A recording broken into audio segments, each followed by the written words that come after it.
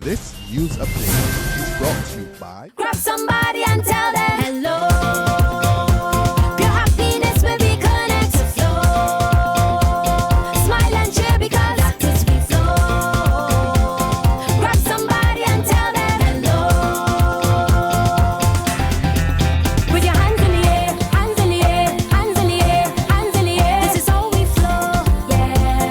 Grab somebody and tell them this is how we flow.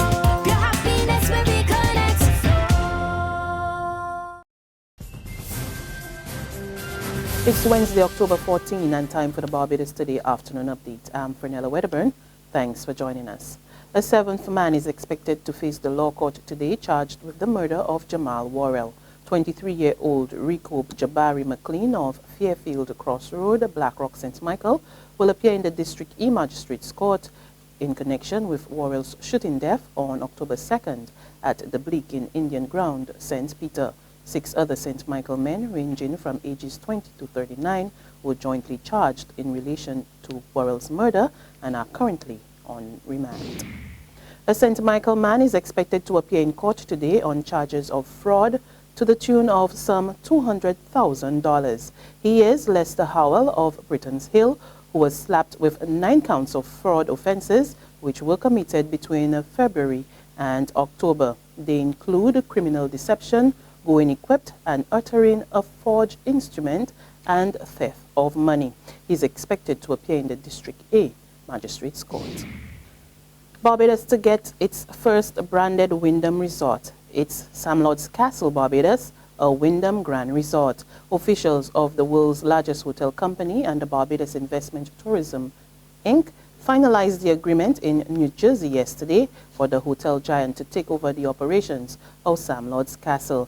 The construction of the 5-star 450-room resort is expected to begin soon at the historic St. Philip's site. It will also offer 3 on-site restaurants, a 20,000 square feet state-of-the-art meeting space, as well as an expansive luxury spa and a fitness center.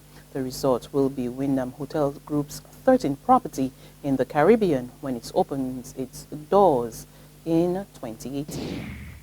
The Barbados Union of Teachers housing project at Hoddesdale is now into its second phase. President Pedro Shepherd said despite some setbacks, 16 houses have been sold and the building should begin on several more in the coming weeks.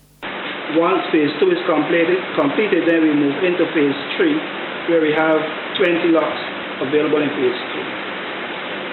And again, we would want teachers to be the first respondents to the ad, but if they're not first respondents, then as a business venture, we would then have to go outside of the fraternity. But we really want it to be a teacher's project. The fire service says the low water pressure and outages have not affected its efforts to extinguish fires across the country.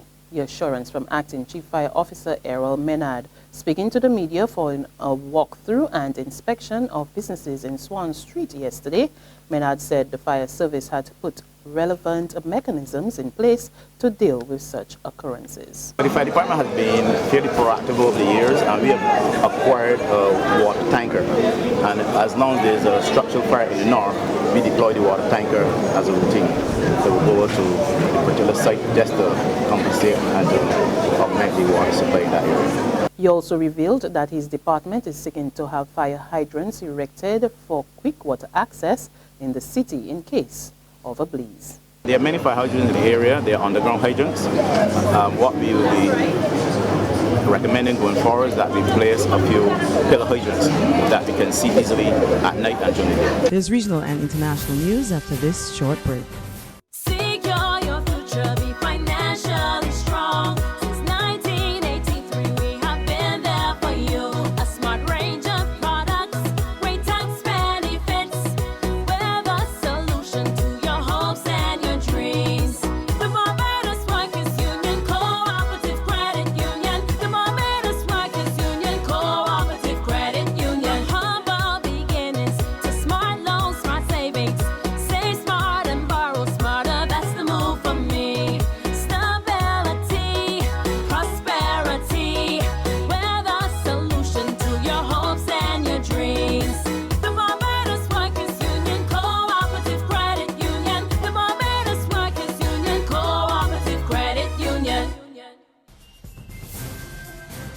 from the region, Trinidad and Tobago's energy sector is in crisis. Dr. Keith Rowley made the revelation in his first contribution to Parliament as Prime Minister, and as well as on a number of other issues. More in this TV6 News report.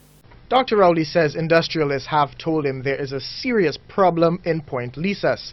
He says while in opposition he warned of an energy crisis. Now it appears to have come to a head, with some companies worried about their status in the country. As Prime Minister of Trinidad and Tobago, I'm saying to you tonight, this gas shortage in Trinidad and Tobago is a serious problem. It is not temporary, it is very serious, and there could be serious consequences for the people of Trinidad and Tobago. Last week I met with one of the major operators in Point Lisas who alerted me to the fact that they are considering importing some aspect of energy so as to continue operating in Point Lisas.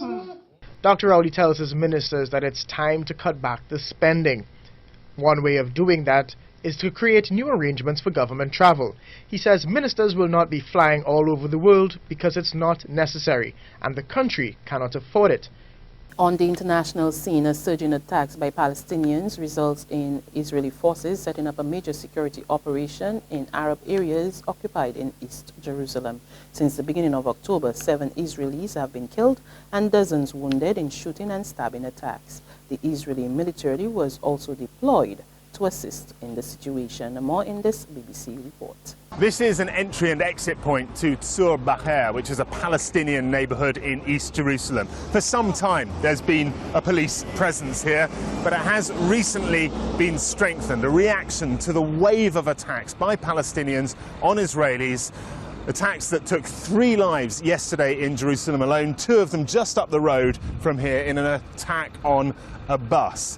Israel has for a long time tightly controlled access in and out of the West Bank and Gaza, which is where the vast majority of Palestinians live. But East Jerusalem has remained open and accessible. However, because the attackers have been coming from East Jerusalem and making their attacks on Israelis, the government has felt the pressure to act. It is difficult to see how long-term this response can be. And on that note, we come to the end of our afternoon update, but do join us again this evening. Until then, log on to www.barbadostoday.pb, subscribe to our e-paper, our email updates, and like us on Facebook. You can also catch us on Izumi Media in bus terminals or screenplay at supermarkets and gas stations near you, as well as Channel 101 on Flow TV and Mix 96.9 FM for all the latest news and sports.